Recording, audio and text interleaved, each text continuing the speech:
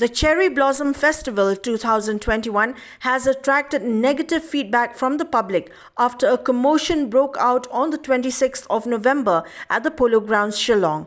While the second day of the festival saw people visiting the venue and enjoying the event, the evening, on the other hand, ended in chaos.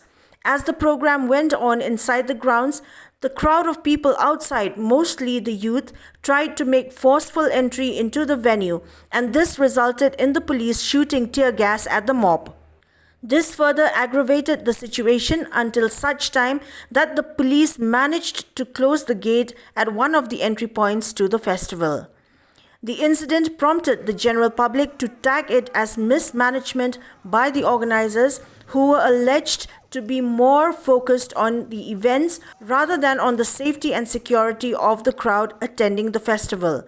Responses from many people to the event turned negative, as some questioned on the entry fee charged from the crowd to a festival which is organized by the government.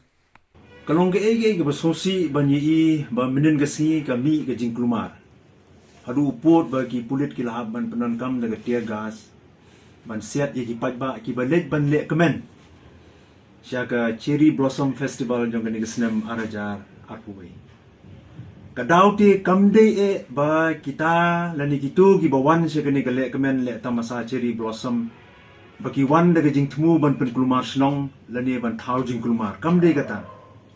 But nyimla iru ban keno ye ki pajba. But kamtam ye ki samla. Ba kidei ki ba penkulumar senong. Bagi wan sa kajing le tamasa kam de kata. Kadau ka ba kongsan hi ka long kani. Bagati ka madan ka benta jong ka madan pulu ka bala penlong ye kani ka Cherry Blossom Festival. Kadai ka berit. Mo kadai tang si benta ka bangiong kata ka fifth ground ka badan halendet jong ka JN Sports Complex. Kadai ka jaka ka berit. Bat kadno kan nyam hang tu.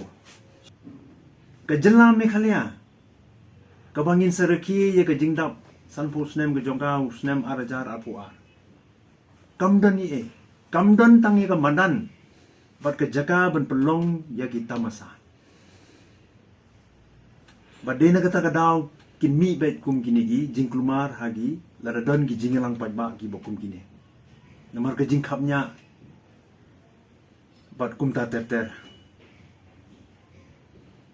Yesi ngila ban ong ba kanong ba Shillong kamdan jaka su kala khamnya ka jela mekhalia ka de jela ka berit kamdan jaka la le kamde kata ka basmusi ka long ba hakini ki sanpho tli ki snem amsimdan ka plan amsimdan ka jing prakhat bandon ki jaka bat ki madan ki bahe la kumno ka nong ba Shillong kade bandon ni ka jaka ban pelong ye ki jingelang pajba kabala ban nyambriu menta silak tam ban hangta nila ban pelong ye ki tamasa beper nila ban pelong ye cultural program nila ban pelong wat ye ki political rally lani ki jingyaki lani ki jingelang jong ki kena samla ki seng samla puli bakum ta ter bat bangila ban pelong wat ye ki jingeseng jong ki balang jong ki nyam ki beper le ke basosi kalong ba hagasnem araja khatsau